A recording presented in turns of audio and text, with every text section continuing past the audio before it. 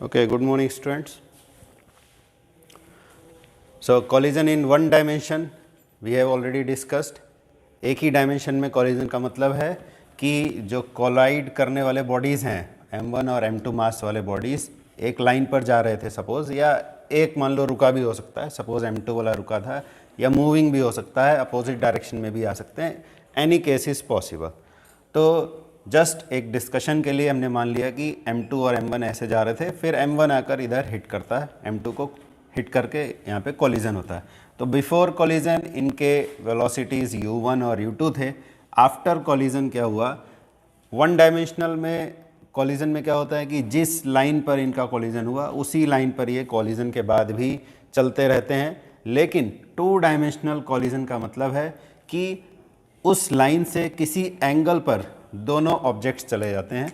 तो सपोज़ ये जो m1 था ये v1 वेलोसिटी से इधर चला गया अल्फ़ा एंगल से, और जो m2 था ये v2 वेलोसिटी से बीटा एंगल से गया. एंगल किधर से लेना है, एंगल उस लाइन से लेना है जिस लाइन पर दोनों ऑलरेडी जा रहे थे. ठीक है, तो सिंप्लिसिटी के लिए हमने ये मान लिया कि दोनों x डायरेक्शन में जा रहे थे. तो अगर हम यहाँ पर पॉइंट ऑफ कॉलिजन होगा, ये पॉइंट ऑफ कॉलिजन को ओरिजिन मानेंगे और इस तरफ मान लेते हैं y डायरेक्शन. तो पॉइंट ऑफ कॉलिजन से m1 और m2 after collision v1 v2 velocities के साथ अल्फ़ा और बीटा एंगल बनाते हुए आगे मोशन करते हैं. किस डायरेक्शन से अल्फ़ा बीटा एंगल, जिस लाइन पर दोनों ऑब्जेक्ट्स पहले चल रहे थे. तो कुछ खास डिफ़िकल्टी नहीं है इसको सॉल्व करने में भी.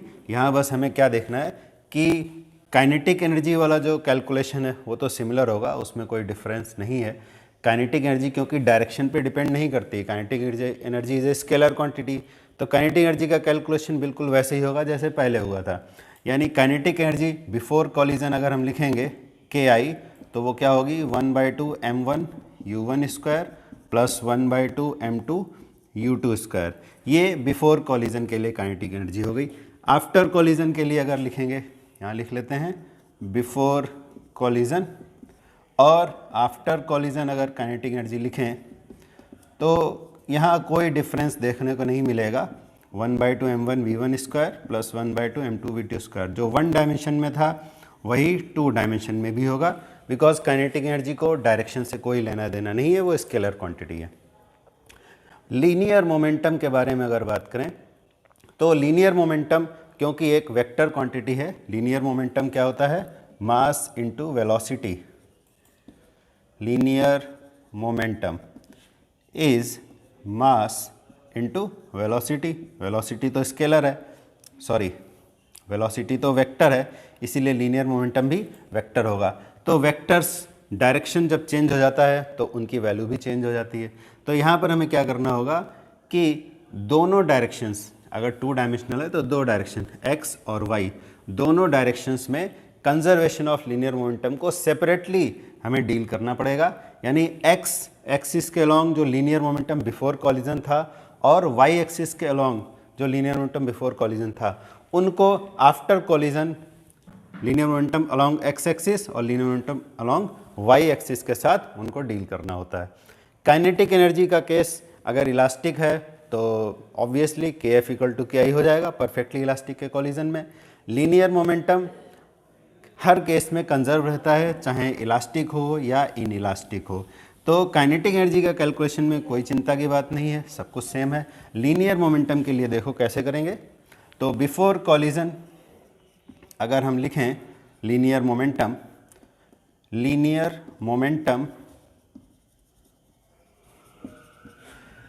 Of the system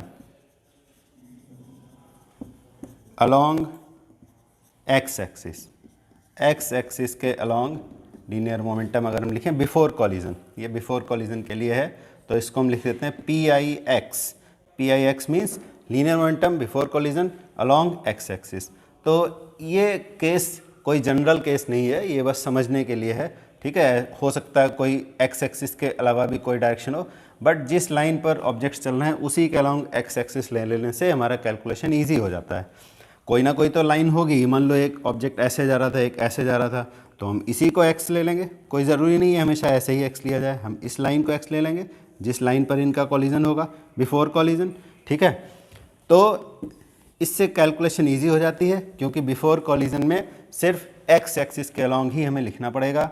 x axis के अलॉन्ग यानी इस लाइन के अलॉन्ग ऑब्जेक्ट्स की वेलोसिटीज क्या है, m1 u1 plus m2 u2, ठीक है। अलॉन्ग वाई एक्सिस अगर लिखेंगे, अलॉन्ग वाई एक्सिस अगर लिखना हो तो पी आई वाई लिखेंगे, linear momentum before collision along Y axis. तो देखो बिफोर कॉलिजन इस तरफ वाला पार्ट है, तो बिफोर कॉलिजन वाई एक्सिस के अलॉन्ग कोई वेलोसिटी नहीं है, ना ही किसी वेलोसिटी का कंपोनेंट है, तो linear momentum along Y axis हो जाएगा 0, ठीक है। आफ्टर कॉलिजन के लिए अगर लिखें, after collision along X axis, दोनों एक्सिस के लिए हमें अलग अलग लिखना होता है 2 डायमेंशन के केस में। अलॉन्ग एक्स एक्सिस कितना लीनियर मोमेंटम होगा और अलॉन्ग वाई एक्सिस कितना लीनियर मोमेंटम होगा, इन्हें सेपरेटली हमें देखना होगा। तो अलॉन्ग एक्स एक्सिस और अलॉन्ग वाई एक्सिस मोमेंटम लिखने के लिए हमें एक्स एक्सिस के अलॉन्ग और वाई एक्सिस के अलॉन्ग कंपोनेंट्स बनाने होंगे वेलोसिटीज़ के, ठीक है। तो v1 का इस डायरेक्शन में यानी x डायरेक्शन में कंपोनेंट अगर हम देखेंगे तो वो होगा v1 cos अल्फ़ा, और v1 का इस तरफ कंपोनेंट आ जाएगा v1 sin alpha. Similarly v2 का अगर इस तरफ कंपोनेंट देखेंगे तो आ जाएगा यहाँ से लेकर यहाँ तक v2 cos बीटा, और v2 का y एक्सिस के अलॉन्ग कंपोनेंट आ जाएगा v2 sin बीटा, ठीक है, v2 sin बीटा। तो x एक्सिस के अलॉन्ग जब लीनियर मोमेंटम लिखना है तो x एक्सिस वाली वेलोसिटी लिखी जाएगी, ठीक है।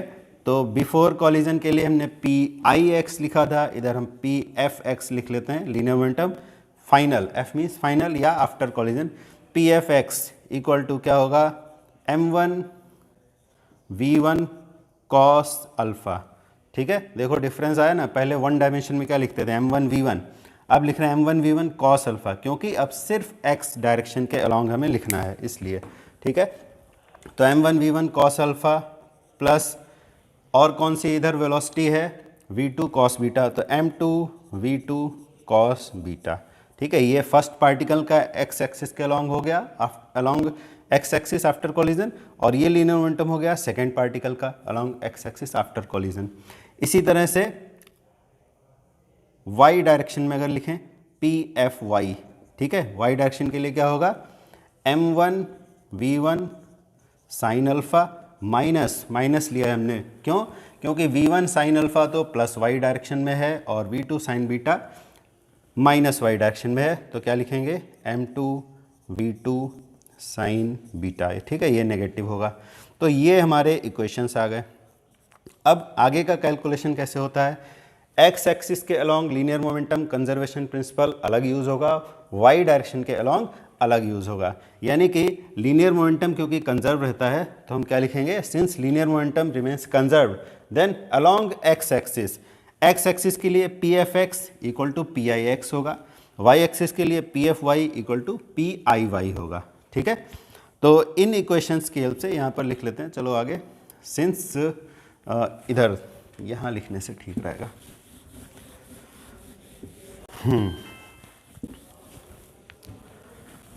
Since the total linear momentum remains conserved, ठीक है, then along x एक्सिस के लिए अलग लिखना है, ठीक, x एक्सिस के लिए आफ्टर कॉलिजन लीनियर मोमेंटम था P F X, this will be equal to linear momentum before collision along x direction, P F x equal to P I X, and along y axis pfy is equal to piy, ठीक है।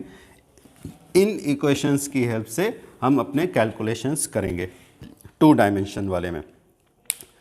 तो अब आगे तो calculate करना कोई ख़ास फ़ायदे की बात नहीं है। जब हम कोई क्वेश्चन सॉल्व करते हैं उसमें कुछ ना कुछ कंडीशन दी होती है, ये एंगल्स दिए रहते हैं कि कॉलिजन के बाद कितने कितने एंगल पर इन ऑब्जेक्ट्स की वेलोसिटीज़ होती हैं, फिर इन इक्वेशंस को यूज़ करके हम अपना क्वेश्चन सॉल्व करते हैं, ठीक है।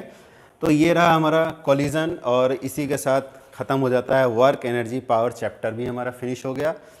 अब इसके